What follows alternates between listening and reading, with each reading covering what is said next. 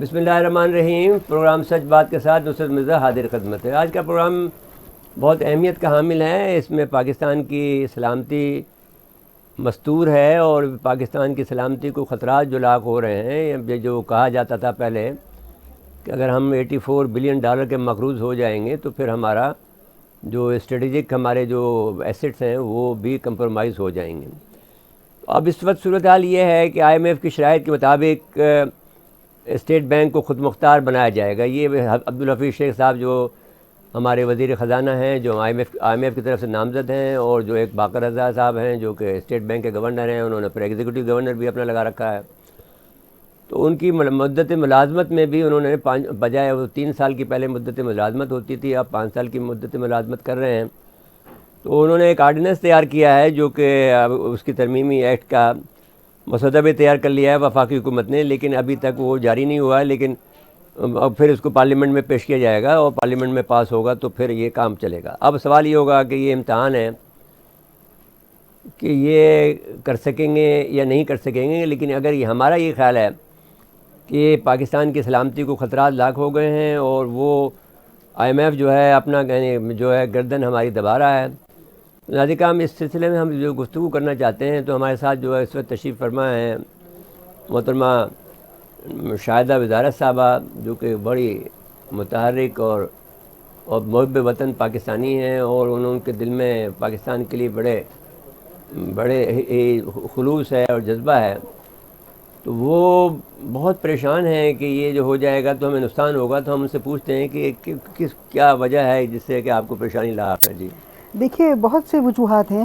میں نے اس کے جو ایکٹ کا جو سمری ابھی تک اویلیبل تھی وہ پڑھی تھی، تو اس میں دیکھا ہے کہ بڑی طاقتوں نے یہ دیکھ لیا ہے کہ پاکستان جو ہے اس کو آپ اگر اس کی سیکیورٹی کو بھی کوئی خطرہ مطلب کرنا ہے، کوئی اسالٹ کرنا ہے، تو آپ سیکیورٹی مطلب کو پاکستان کو اس طرح سے ہینڈل نہیں کریں گے، بلکہ پاکستان کو جو حملہ ہوگا وہ اکنامک اس کی طرف سے ہوگا، یعنی کہ اس کا سب پہلے ایک اکنامک وہ ہوگی جنگ، اور اس کے بعد پھر سیکیورٹی پہ آئیں گے۔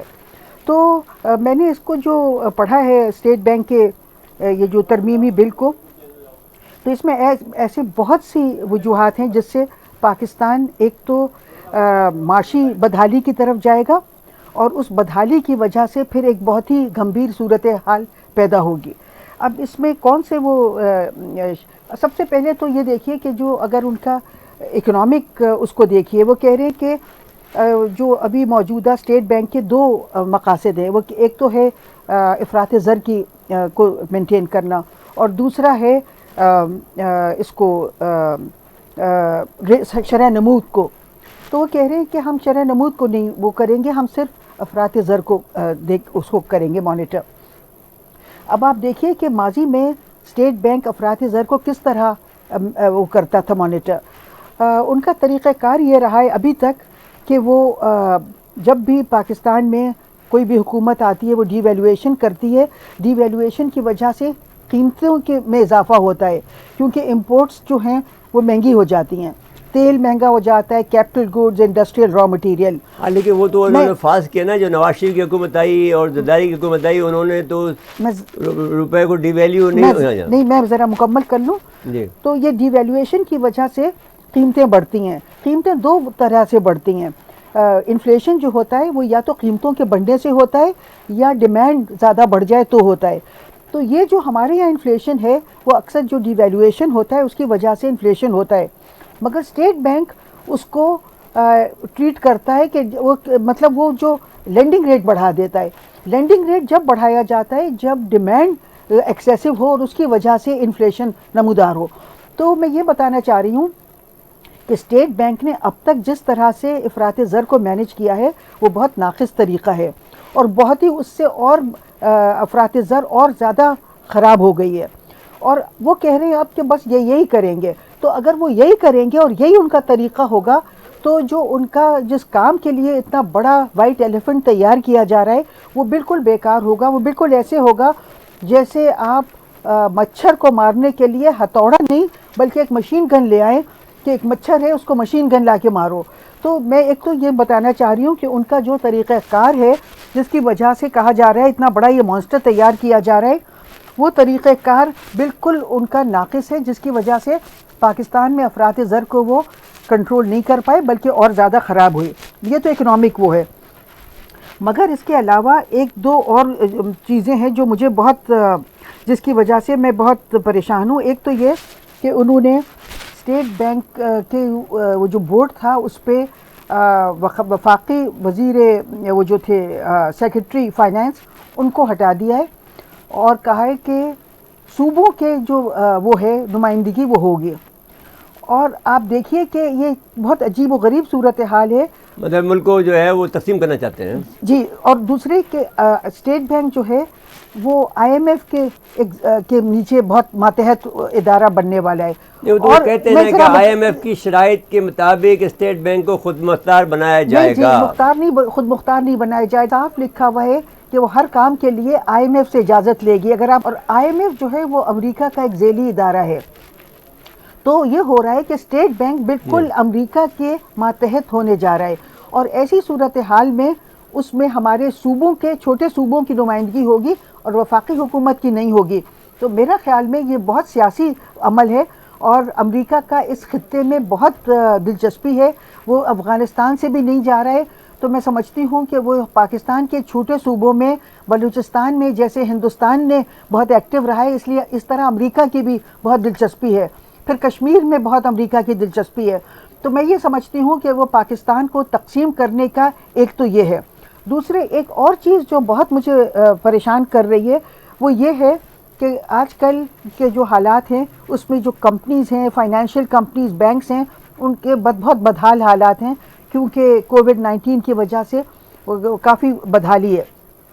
اس میں ایک یہ شق ڈالی گئی ہے کہ فیڈرل گورنمنٹ جو ہے وہ اپنے کمپنیز ہیں، بینکس ہیں، ان کو اگر یہ فائنینشیل ڈسٹریس میں ہوں گے تو گورنمنٹ ان کی مدد نہیں کرے گی. اور اگر گورنمنٹ ان کی مدد نہیں دے گی تو ان کو وہ کرنے دو، ان کو ختم ہونے دو. اور اس کی جگہ پھر باہر سے بینکس، فورن بینکس آئیں گے. اور جب فورن بینکس آئیں گے، ڈاکٹر صاحب آپ اپنی بات کو یہاں ہولڈ کر لیں. میاں زاہد صاحب ایک بڑا یعنی منفرد ان کا خیال ہے کہ یہ اسٹیٹ بینک کو خود مختاری دینے کا فیصلہ درست ہے. میاں زاہد حسین صاحب السلام علیکم. وعلیکم السلام جناب. اچھا جی میاں زاہد صاحب فرمائیے کہ آپ کا ہم نے بیان پڑھا تھا تو آپ کہتے ہیں کہ جو اسٹیٹ بینک کو خود مختاری دی جا رہی ہے یہ درست ہے. یہ کس طرح درست ہے؟ لیکن جی اسٹیٹ بینک کو خود مختاری دینا تو وہ اصولی طور پہ تو بالکل درست فیصلہ ہے، تاکہ اسٹیٹ بینک جو ہے اس میں اپنا کردار جو ہے وہ ایک گورنمنٹ کے سب سروینٹ ادارے کی بجائے انڈیپینڈنٹلی اور پروفیشنلی اپنا کام کرے. تو لہذا اصولی طور پہ تو درست ہے. تو میں نے جو بیان دیا ہے اس میں نے یہ کہا ہے کہ اس میں جو جیسے امریکہ وغیرہ میں ہوتا ہے کہ وہاں پہ جو سربراہ کا تقرر کیا جاتا ہے تو اس میں پارلیمنٹ کا اوور سائٹ ہوتا ہے. تو اس میں ہمارے ہاں پارلیمنٹ کا اوور سائٹ ہونا چاہیے. اور جہاں تک اس کے گورنمنٹ کے سب سروینٹ ہونے کا تعلق ہے تو وہ نہ ہو تو بہتر ہے. نہیں تو اس میں تو پارلیمنٹ کی جو آرڈیننس آ رہا ہے جو ہم نے مسودہ دیکھا ہے اس میں پارلیمنٹ کا اوور سائٹ تو نہیں ہے. اس میں تو یہ انہوں نے کہا ہے کہ سال میں وہ ایک رپورٹ جاری کریں گے جو کہ پارلیمنٹ اس کو دیکھے گی. تو آئی ڈونٹ تھنک، میں نے بھی یہی کہا ہے کہ اس میں نمبر ایک تو اس کی اپوائنٹمنٹ بھی اس میں ان کے تھرو ہونی چاہیے، پارلیمنٹ کے تھرو، پارلیمنٹ کی کمیٹی ہونی چاہیے. یعنی وہ دونوں اپنے آرڈیننس کے ذریعے سے ان کو 3 سال کی جگہ 5 سال کر دیا ہے انہوں نے. دیکھیں جہاں تک اپوائنٹمنٹ کا ٹینیور کا تعلق ہے وہ 3 سال سے 5 سال کرتے ہیں تو کوئی حرج نہیں ہے. اصل میں ساری بات یہاں سے ہمیں شک شبہ پیدا ہوتا ہے کہ ایک نیوکلیئر طاقت کا اگر کوئی اسٹیٹ بینک کا سربراہ اس طرح کا آ جائے جو کہ جیسے لوگ کہہ رہے ہیں کہ جی وہ آئی ایم ایف کا نمائندہ ہوگا اور اس طریقے سے ہمارا ملک ہینڈ اوور ہو جائے گا، تو یہاں سے جو کانسپریسی تھیوری ہے اس کی وجہ سے لوگوں کے ذہن میں شک اور شبہات پیدا ہوتے ہیں. ٹھیک ہے. لیکن یہ کہ اگر پروفیشنلی یہ چیزیں لے کے چلی جائے، فار ایگزامپل سپریم کورٹ کا جو جج ہوتا ہے اس کو بھی گورنمنٹ نہیں نکال سکتی اور وہ بھی انڈیپینڈنٹ ہوتا ہے. لیکن اسی طریقے سے اگر ہمارا بھی یہ سسٹم صحیح طریقے سے بنایا جائے کہ یہ اسٹیٹ کا جو آرگن ہے یہ انڈیپینڈنٹلی اور پروفیشنلی رن کر سکے تو یہ زیادہ بہتر ہوگا. نہیں وہ تو ٹھیک ہے، لیکن اگر وہ آدمی ہمارا ہو تو باقر رضا تو ہمارا آدمی نہیں ہے نا. قانون سازی. جی ہلو. نہیں میں یہ کہہ رہا ہوں کہ اگر کوئی ہمارا آدمی ہو تو وہ تو نہیں، باقر رضا تو اپائنٹی ہے آئی ایم ایف کا. وہ تو اپنے قرضے وصول کرنے کے لیے ہم پر جو ٹیکس لاگو کر رہے ہیں وہ اپنے قرضے نکالنا چاہتے ہیں بس. دیر سے دیکھیں یہ اتنا سمپل میٹر ہے نہیں. میرے خیال میں جو قرضے اگر لیے جاتے ہیں تو جو قرض خواہ ہے اس نے قرضے تو لینے ہیں نا واپس. اس میں قرضے واپس لینے ہیں اور اسی کے لیے وہ گارنٹیز وغیرہ لیتے ہیں. اور وہ اس کا ایک انٹرنیشنل سپورٹ سسٹم ہے کہ اگر کوئی ملک قرضے نہیں دیتا تو پھر وہ ڈیفالٹ میں چلا جاتا ہے. لہذا وہ تو ایک الگ سسٹم ہے اور وہ انہوں نے اپنے قرضے سیکیور کیے ہوئے ہیں. اس کے لیے انہیں یہاں اپنا بندہ بٹھانے کی ضرورت نہیں ہے. آپ سمجھتے ہیں کہ باقر رضا ان کا آدمی نہیں ہے؟ میں دیکھیں اس بات کے اوپر میں نہیں سمجھتا کہ باقر رضا صاحب جو ہے وہ اگر آئی ایم ایف میں کام کر کے آئے ہیں تو اس کا مطلب ہے وہ انہیں کے آدمی ہو گئے. تو پھر کیوں اس کو لگایا ہے بھائی؟ یہاں پر اور آدمی نہیں بیٹھے ہیں؟ بہت سارے لوگ جو ہیں انہوں نے آئی ایم ایف میں پاکستانیوں نے کام کیا ہوا ہے تو اس کا یہ مطلب تو نہیں کہ وہ انہیں کے بندے بن گئے ہیں. ابھی یہ کہا ہے. اب سنیے عبدالحفیظ شیخ نے قرض واپس کرنا ہے یا نہیں کرنا. شیخ صاحب اب سنیے، میاں صاحب سنیے. عبدالحفیظ شیخ صاحب نے یہ کہا ہے کہ آئی ایم ایف کی شرائط کے مطابق اسٹیٹ بینک کو خود مختار بنایا جائے گا. یہ آئی ایم ایف کی شرط ہے، یہ آپ کی بنائی ہوئی نہیں ہے، یہ باقر رضا کی نہیں ہے. ناظرین کرام یہاں لیتے ہیں بریک اور بریک کے بعد حاضر خدمت ہوتے ہیں.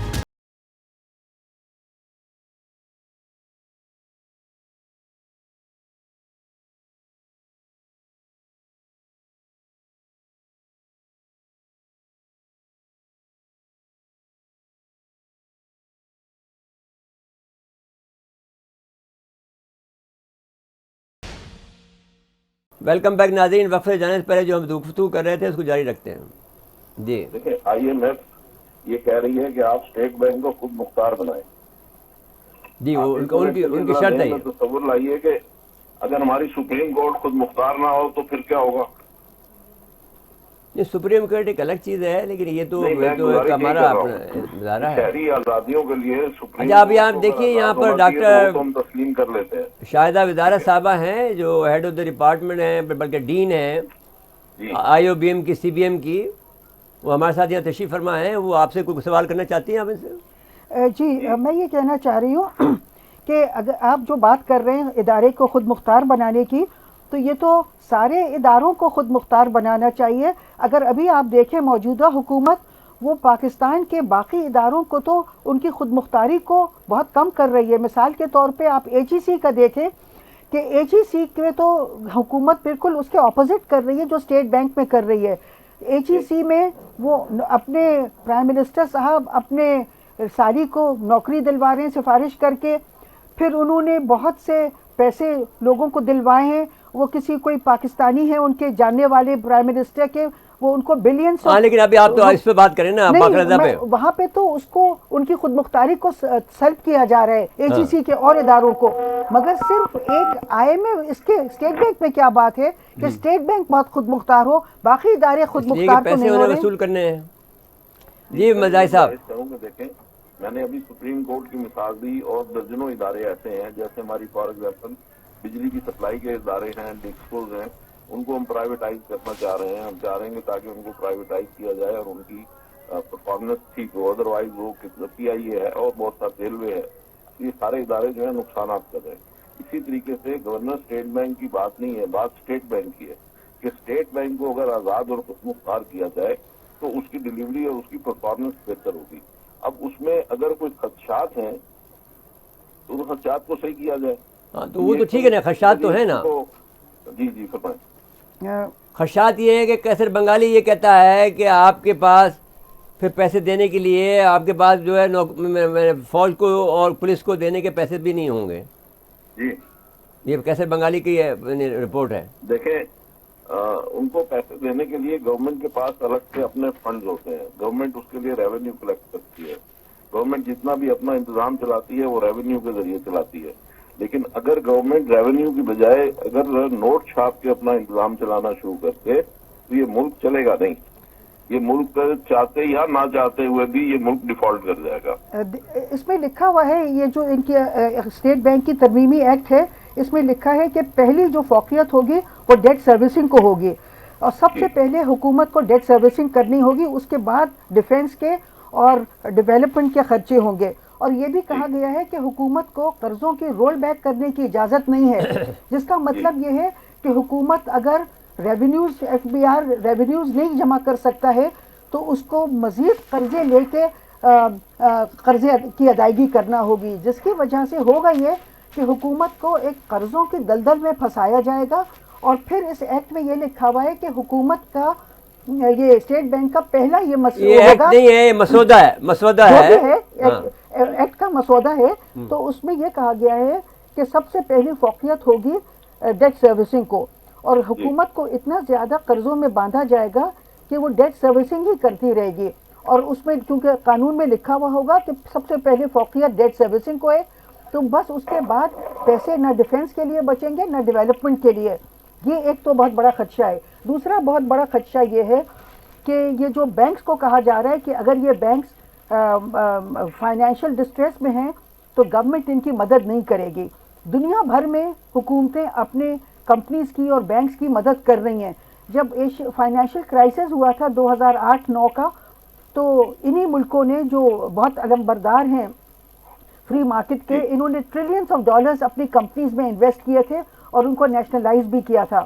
تو یہ سارے ملک اپنی کمپنیز کو اور بینکس کو سہارا دیتے رہیں گے اور پاکستان کو روکا جائے گا، جس کی وجہ سے ہمارا فائنینشیل سیکٹر بالکل وائپ آؤٹ ہو جائے گا. اس کی وجہ سے یہ ہوگا، اصل میں یہ ایک بہت بڑا یہ وہ ہے کہ پاکستان کو سی پیک کو ختم کرنا ہے، کیونکہ پاکستان کو خود سی پیک کے لیے بھی پیسے چاہیے ہوں گے، مگر یہ ہمارا فائنینشیل سیکٹر ختم ہو چکا ہوگا. باہر کا فائنینشیل سیکٹر ہوگا. ہم سے پوچھ لیتے ہیں میاں صاحب سے کہ ان کا کیا خیال ہے. میں ذرا ختم کر لوں یہ پوائنٹ. ہمارا فائنینشیل سیکٹر ختم ہوگا تو فورن بینکس ہمیں سی پیک کے لیے قرضے نہیں دیں گے. اس کے علاوہ فورن بینک سے ضرورت نہیں ہے، وہ تو ہم چائنا سے لیں گے. چائنا سے نہیں، چائنا آپ کو سب کچھ نہیں دے گا، آپ کو اپنا بھی کاؤنٹر پارٹ فنڈز بھی ڈالنے ہوتے ہیں. دوسرے یہ ہوگا کہ پاکستان آج کل چاہ رہا ہے کہ سعودی عرب، ناٹ سعودی عرب، روس اور چین اور ترکی، ایران، ان ملکوں سے تعلقات بڑھانا چاہ رہا ہے. اس کے لیے بھی پیسے چاہیے ہوتے ہیں، اور ہمارے پاس ہمارا فائنینشیل سیکٹر ہوگا نہیں، ہمارے پاس فورن بینکس ہوں گے. فورن بینکس کو تنبیہ ہوگی کہ دیکھیے میں ایک بات کہنا چاہتا ہوں ڈاکٹر صاحب آپ کی اجازت سے، کہ ترکی جب سلطنت عثمانیہ تباہ کی گئی تو ان کے پاس، ان کو بھی اسی صورتحال سے دوچار کیا گیا. ان کے پاس اپنی فوج کو پیسے دینے کو تیار نہیں تھے، ان میں پیسے موجود نہیں تھے. دوسری بات میں آپ کو یہ بتانا چاہتا ہوں کہ پھر جو واقعہ ہوا ہے روس کے ساتھ بھی یہ ہوا ہے کہ جب روس کو جب تباہ میں نے ڈسمنٹل کیا ہے انہوں نے، اس وقت ان کے پاس بھی پیسے نہیں تھے. تیسرا میں مثال دینا چاہتا ہوں جاپان کی، جس کو میں نے ہی اس کو نوٹ کیا. نیروبی ایک ٹی وی چینل ہے، وہ 2010 میں نے اس پہ کالم لکھا تھا کہ وہ نیروبی ٹی وی نے کہا کہ ہمارا سارا جو معیشت کا نظام ہے جاپان کی، وہ امریکہ نے لے لیا ہے اور دھمکی دی ہے کہ ورنہ پھر ہم ایک اور اسٹرائک کر دیں گے آپ کے خلاف. لیکن وہ کیونکہ ان کا اتحادی ہے تو ان کی اس کی مدد کو آ گئے. ساؤتھ کوریا ان کی اتحادی ہے، ان کی مدد کو آ گئے، ان کو ریلیف دے دیا. لیکن ہمیں کیسے ریلیف دیں گے اگر ہم چائنا کو اگر ہم چھوڑتے ہیں تو ہمیں ریلیف تو نہیں ملے گا. جی میاں صاحب. جی گزارش یہ ہے کہ یہ سارا آرگومنٹ جو ہے وہ بیسڈ اس چیز پہ کیا جا رہا ہے کہ جی ہم اسٹیٹ بینک ہماری مدد کو نہیں آ سکے گا. یہی ہے نا سارا آرگومنٹ. تو میری گزارش یہ ہے کہ اسٹیٹ بینک گورنمنٹ کی مدد میں کس طرح آتا ہے؟ نوٹ چھاپ کے آتا ہے نا. نہیں، مدد کو آنے کی بات نہیں ہے، حکومت کو روکا گیا ہے کہ حکومت نہیں کرے گی ان کی مدد فائنینشیل سیکٹر کی. وہ تو ٹھیک ہے، حکومت کو تو روکنا چاہیے کہ وہ مداخلت نہ کرے، وہ تو ایک اچھی بات ہے، اس بات پہ تو اعتراف نہیں ہے. سارے ملک اپنی کمپنیز کی مدد کرتے ہیں، اس میں کوئی اچھی بات نہیں ہے. ٹھیک بات ہے آپ کی، لیکن یہ جو مداخلت کرتے ہیں حکومت، یہ غلط کرتے ہیں. کر رہی ہوں جی بھی دیکھیں نا، اسٹیٹ بینک نے ابھی ٹرف کی اسکیم بنائی تو اس نے 400 ارب روپے کی لینڈنگ کی، تو اس کو تو نہیں روکا جا رہا نا. اس ٹائپ کی تو کسی فائنانسنگ کو نہیں روکا جا رہا. بات تو صرف یہ کی جا رہی ہے کہ گورنمنٹ نوٹ نہیں چھاپے گی اور گورنمنٹ قرضے نہیں لے گی. صرف اتنی سی بات نہیں ہے، یہ صرف اتنی سی بات نہیں ہے، اس میں بہت بڑا ایجنڈا ہے، سیاسی ایجنڈا ہے، اسٹریٹجک ایجنڈا ہے. اور وہ میں آپ کو بتانا چاہ رہی ہوں کہ پاکستان کو یہ مغربی ملک نہیں چاہتے ہیں کہ پاکستان روس سے، چین سے اور ترکی اور ایران سے ان سے تعلقات کرے. یہ بات تو آپ چھوڑ دیجیے نا، یہ ارے الگ ان سے بات ہے، یہ تعلقات الگ میں ڈفرینٹ اسٹیٹ ایشو بینک ہے. کیسے روک لے گا؟ نہیں، ڈفرینٹ ایشو نہیں ہے. اس نہیں، کے میں ابھی کہہ رہا ہوں کہ وہ تعلقات اگر بنیں گے تو بن جائیں گے، کوئی نہیں، ایسی بات کیسے نہیں بن ہے. جائیں گے بغیر پیسوں نہیں، کے؟ آپ گزارش کے کر پاس رہا ہوں فائنینشیل میڈم، سیکٹر ہی نہیں نہیں ہوگا. نہیں وہ گزارش الگ یہ بات ہے، ہے، وہ بن جائیں گے. جی گزارش فرمائیں. یہ ہے کہ اگر چائنا ہم سے تعلقات بنانے چاہ رہا ہے یا ہم چاہ رہے ہیں تو اس میں اسٹیٹ بینک کیسے روک سکتا ہے بھائی ہمیں؟ پاکستان کہاں سے پیسے لائے گا جب ہمارے پاس فائنینشیل سیکٹر ہی نہیں ہوگا؟ تو ہماری اسٹیٹ بینک میں بینکس، نہیں، مجھے یہ سمجھا دیجیے نا کہ اسٹیٹ بینک میں فائنانس کہاں سے آتی ہے؟ اسٹیٹ بینک کی فائنینسز کی میں بات نہیں کر رہی ہوں. میں بات کر رہی ہوں کہ جب پاکستان کو پیسے چاہیے ہوں گے، پاکستانی بینکس ختم ہو چکے ہوں گے، اس کی جگہ فارن بینکس ہوں گے. وہ فارن بینکس پاکستان کی ضروریات کے یہ کہاں مطابق سے آ قرضے گیا نہیں کہ دیں گے؟ پاکستانی بینک کہاں ختم ہو رہے ہیں؟ ہو جائیں گے پاکستان جب وہ میں تو کہیں کوئی گے کہ بینک، گورنمنٹ ان کی مدد نہیں کرے گی، ان کو فائنینشیل ڈسٹریس میں جو ہوں گے ان کی مدد نہیں کرے حکومت پاکستان، تو وہ فائنینشیل سیکٹر پاکستان کا ختم ہو جائے گا. اس کی جگہ نہیں نہیں فورن اچھا نہیں جی، آپ نہیں نہیں لاسٹ ورڈ لے لیتے ہیں، دیکھیں بات یہ ہے، لاسٹ کمنٹ لے لیتے ہیں آپ سے. میاں صاحب فرمائیے. جی جی دیکھیں، بینکس جو ہیں نہ وہ ختم ہوں گے، نہ اس وقت بھی گورنمنٹ ان کی کوئی مدد کرتی ہے. اسٹیٹ بینک انہیں صرف ریگولیٹ کرتا ہے. بینکس جو ہیں وہ خود اپنے پاؤں پہ کھڑے ہوتے ہیں تو چلتے ہیں. آپ نے کئی بینکوں کو دیکھا ہوگا جو پرائیویٹ بینک بند ہو گئے، کئی نئی بینک کھل گئے. تو بینکس جو ہیں وہ انڈیپینڈنٹلی چلتے ہیں. پہلے جو بینک قومیہ لیے گئے تھے، یونائٹڈ بینک، حبیب بینک، الائٹ بینک وغیرہ، وہ گورنمنٹ نے پھر بیچے اور پرائیویٹ سیکٹر میں بیچے. میں تو اس کی بینکس بات جو نہیں ہیں کر وہ رہی اپنا ہوں. انڈیپینڈنٹ کام کرتے ہیں چلیں سے. اور وہ پرائیویٹ سیکٹر کو لینڈنگ کرتے ہیں. جی اس میں کوئی بینک ختم ہونے کا یا ایسا کوئی کوشچن ہے نہیں. ناظرین کرام، یہاں لیتے ہیں بریک، اور بریک کے بعد حاضر خدمت ہوتے ہیں.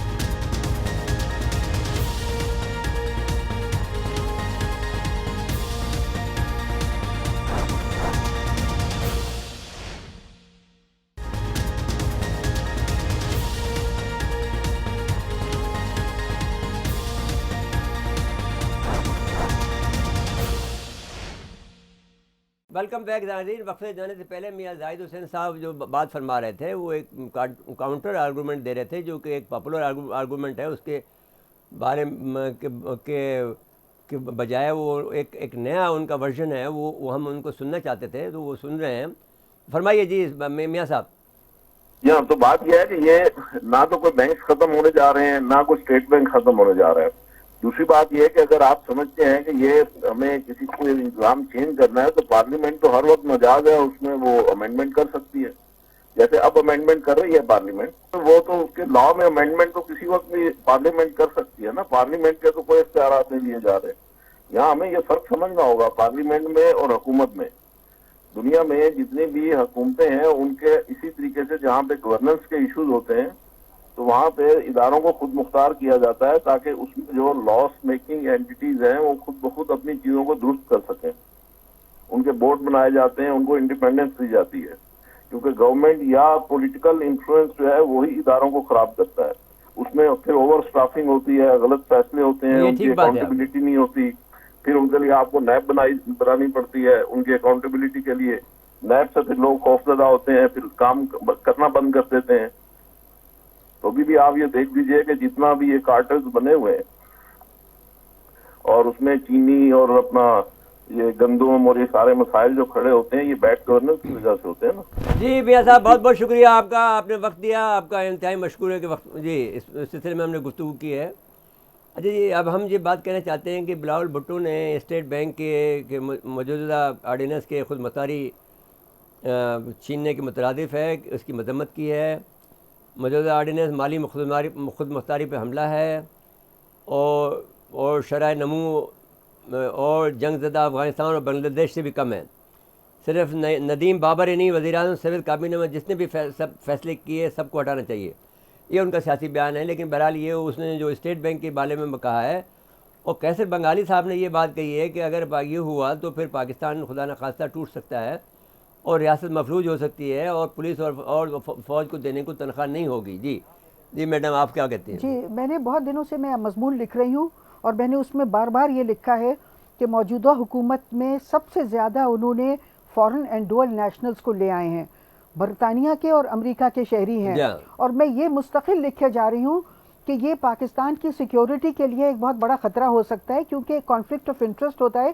ان لوگوں کے جو مفادات ہیں وہ اپنے جن ملکوں کے لیے انہوں نے حلف لیا ہوتا ہوتا ہے. ہے. تو پاکستان کوئی ملک ایسا نہیں ہے. آپ دیکھیے آسٹریلیا میں کچھ لوگ تھے, کچھ منسٹرز جو برطانیہ کے شہری تھے, اس کے باوجود کہ وہ کراؤن کو ابھی تک انہوں نے اپنے کراؤن کو تعلق ختم نہیں کیا ہے, مگر انہوں نے ان سارے منسٹر سے ریزائن کروا لیا. جو لوگ اس ملک کو نقصان پہنچانا چاہ رہے ہیں یا توڑنا چاہ رہے ہیں وہ زیادہ طاقتور ہیں بنسبت ان لوگوں کے جو اس ملک کو بچانا چاہ رہے ہیں. یہ تو بات ہوگی نہیں, لیکن پھر آپ کو ایک حق تو ہے نا کہ آپ کیسے روکیں اسے. دیکھیے اس کو 2-3 طریقے ہیں. ایک تو یہ ہے کہ کورٹ میں جانا ہوگا, ہائی کورٹ یا سپریم کورٹ میں.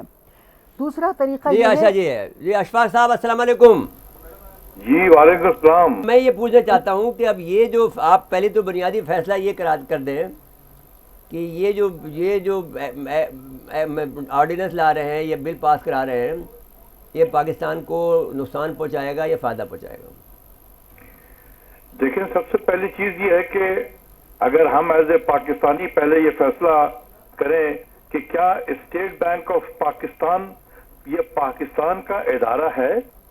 اگر یہ پاکستان کا ادارہ ہے تو یہ پاکستان کے آئین اور قانون سے بالاتر تو نہیں ہو سکتا ہے. ٹھیک ہو گیا, یہ بنیادی چیز ہے. دوسری چیز یہ ہے کہ جہاں تک اٹانومی کی باتیں ہیں, میرا اپنا یہ ہے اور اس پہ امپیریکل ایویڈنس بھی ہے, میں نے بڑی اس میں ایکسرسائز کی ہے کہ پاکستان کا سینٹرل بینک اتنا ہی آزاد ہے جتنا ملیشیا کا سینٹرل بینک آزاد ہے. پاکستان کا سینٹرل بینک اتنا ہی آزاد ہے جتنا ریزرو بینک آف انڈیا آزاد ہے. پاکستان کا central bank of Thailand سے زیادہ آزاد ہے, بینک آف ارجنٹینا اور برازیل سے زیادہ آزاد ہے. تو ہم کیا کرنا چاہتے ہیں مجھے نہیں, وہ تو آج بیان آ گیا نا اس کا کہ ڈاکٹر اپنے عبدالحفیظ شیخ کا کہ آئی ایم کی شرط کے مطابق اسٹیٹ بینک کو خود مختار بنایا جائے گا. دیکھیں آپ حفیظ شیخ کی بات کرتے ہیں, وہ سب تو ہیلی کاپٹر سے اترے ہوئے لوگ ہیں. بالکل ٹھیک ہے, وہ اسی لیے تو لائے ہیلی کاپٹر سے بھی نہیں بلکہ اس سے چھاتا بردار. میں وہ ہیلی کاپٹر سے اترے ہوئے لوگ کہتا ہوں, میں پیراشوٹ یا پیراشوٹر کہہ رہے ہیں, میں تو کہتا ہوں کہ یہ سب ہیلی کاپٹر سے اترے ہوئے لوگ ہیں, یہ اسی کام کے لیے لائے گئے ہیں. بھائی اشفاق صاحب پھر اس کا میں آپ سے جو اتنے آپ سینئر ہیں اور میں انتہائی ادب کرتا ہوں آپ کا, تو میں یہ پوچھنا چاہتا ہوں کہ یہ پھر اس کا پھر ہم حل کیا کریں؟ اب یہ تو فیصلہ کن جنگ آ گئی ہے کہ پاکستان کو اب ایک پاکستان کی جنگ ہے. میں آپ کو بتا دوں یہ پاکستان کی جنگ ہم لڑ رہے ہیں کیونکہ یہ اچھا آپ کیا کریں, آپ یہ بتا دیجیے ہمیں, کر کے یہ بتا دیجیے 1 2 3 4 5 لسٹ بنا دیجیے کہ ہم کیا کریں. وائسرائے بنا رہے ہیں پاکستان کا, جیسے لارڈ ماؤنٹ بیٹن صاحب تھے وائسرائے, تو ہمارے یہاں پر لارڈ رضا باکر ہو جائیں گے فائنینشیل وائسرائے آف پاکستان, جو پاکستان کے آئین اور قانون سے بالکل بالاتر ہوں گے. انہیں کوئی ہٹا نہیں سکتا ہے 5+5 10 سال تک. یہ پتہ نہیں ہم کیا کرنا چاہ رہے ہیں, اس ملک کو کس کے حوالے کر رہے ہیں. کیا کریں ڈاکٹر صاحب, مجھے یہ بتائیے نا. قائد اعظم کے قول کو صرف سامنے رکھ لیں. قائد اعظم نے جب 1948 میں اسٹیٹ بینک کی جب افتتاح کر رہے تھے تو ان کی اسپیچ کا جو پہلا 2 لائن ہے بس اسی کو دیکھ لے کہ اسٹیٹ بینک آف پاکستان یہ ایک اسٹریٹجک ایسٹ ہے پاکستان کی فائنانشل سوورنٹی کے لیے, اور آج ہم اسی اسٹریٹجک ایسٹس کو بقول قائد اعظم اپنے ہاتھ سے دوسروں کے حوالے کر رہے ہیں. ڈاکٹر صاحب آپ اس کا مطلب یہ ہے کہ ہمیں اس کی مزاحمت کرنی چاہیے, ہمیں اس کی مزاحمت کرنی چاہیے نا. پھر تو بالکل کرنی چاہیے, 100% بالکل کرنی چاہیے.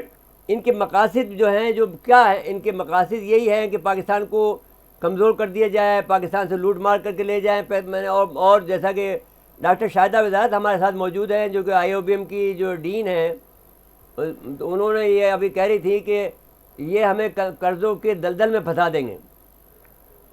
شاہدہ وزارت بھی اس جنگ میں ایک بہت اہم کردار ادا کر رہی ہیں, یہ ایک زبردست سپاہی کے طور پر لڑ رہی ہیں. بہت شکریہ اشفاق, تھینک یو. ہم یہ کبھی بھی ہونے نہیں دیں گے کہ اسٹیٹ بینک کا گورنر جو ہے وہ پاکستان کے آئین اور قانون سے بالاتر ہو. ٹھیک ہے, تو اب یہ ملک کا جو پارلیمنٹ ہے وہ اس ملک کے وزیر اعظم کو تو ہٹا سکتا ہے, لیکن وہ اسٹیٹ بینک کے گورنر کو کچھ نہیں کر سکتا ہے. ہاں تو پھر تو وہ تو ایک الگ اسٹیٹ بن گئی.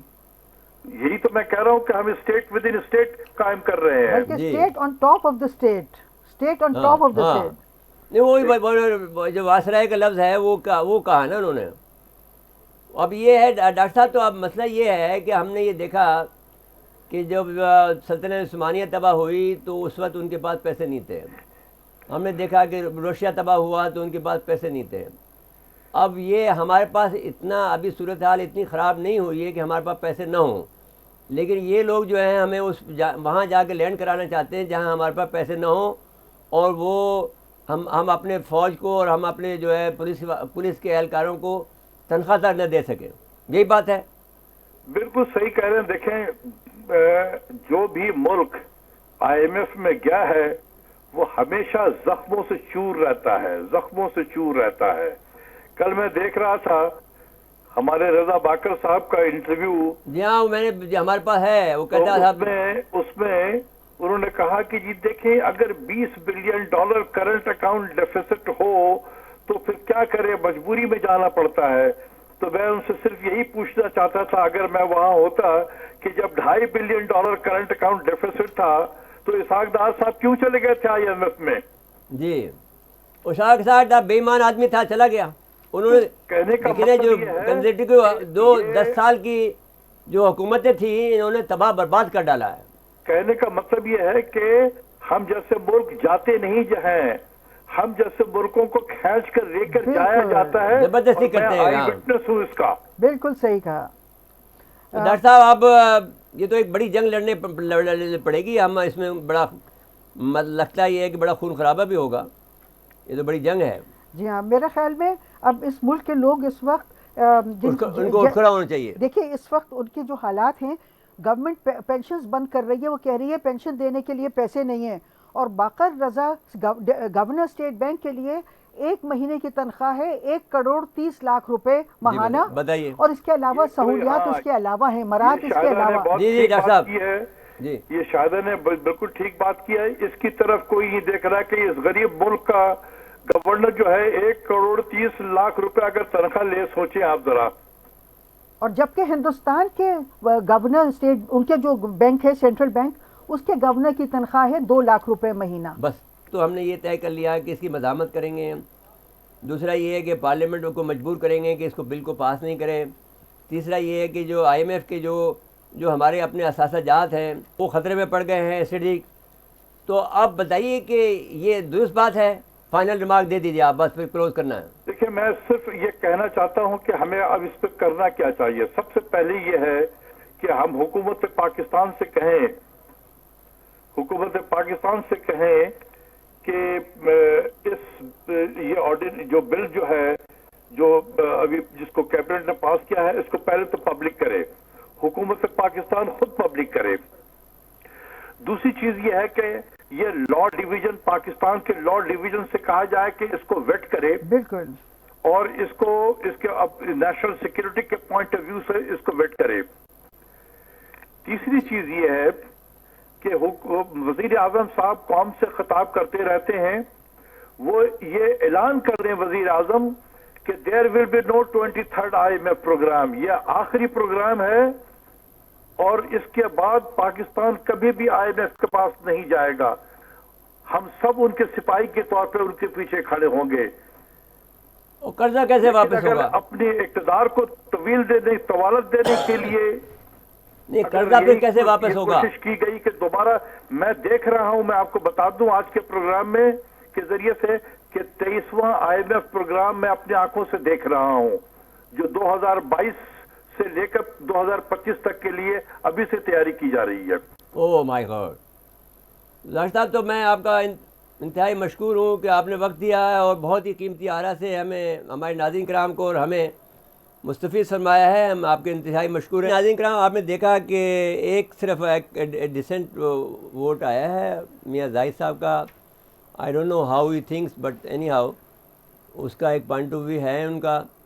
تو ادروائز جو اشفاق جیسے صاحب آدمی اور جو شاہدہ وزارہ صاحب جیسے آدمی جن کو انہوں نے خود اشفاق صاحب نے بہت بڑا خراج تحسین پیش کیا ہے, ان سب کی رائے یہ ہے, اور کیسر بنگالی ہے, سب کی رائے یہ ہے کہ یہ تباہی کا راستہ ہے. بالکل ہم دلدل میں پھنس جائیں گے قرضوں کے, اور ہم تباہ برباد ہو جائیں گے, جو ہم نہیں ہونے دیں گے. پاکستان کی بقا کے لیے ہمیں اس کے لیے بڑی جدوجہد کرنی ہوگی, اور انشاءاللہ تعالی ہم اس میں کامیاب ہوں گے. ڈاکٹر شاہدہ وزارہ صاحبہ آپ کا شکریہ, ڈاکٹر اشفاق صاحب آپ کا شکریہ, میاں زاہد حسین صاحب آپ کا بھی شکریہ, اور اس کے بعد میں ناظرین کرام اجازت لیتے ہیں. اللہ حافظ.